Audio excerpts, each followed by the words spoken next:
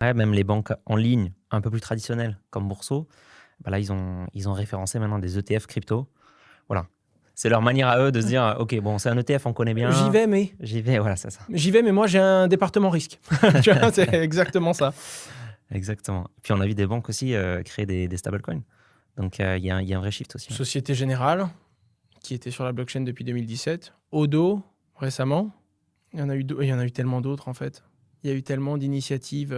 Mais bon, il y a créé un stablecoin et créé un stablecoin à l'échelle de ce que font les Américains. Ouais. Mais bon, ils sont aux États-Unis, il y a un cadre clair qui est favorable pour cette pratique-là, alors qu'en France, on te dit attention, si tu vas dans ce domaine-là, on te rattrape pas. Ouais, c'est sûr. C'est concurrence déloyale, là.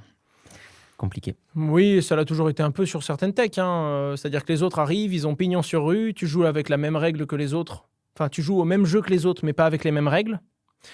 Et surtout, bah, pas avec la même fiscalité, pas avec les mêmes aides, pas avec le même soutien. Et pour finir, bah, tu te retrouves dans un domaine où quand eux vont commencer à cadrer, à toi, tu auras déjà eu les mains et les pieds liés pendant 5 ans, donc ils auront une avance qui ne se défait pas. Mmh.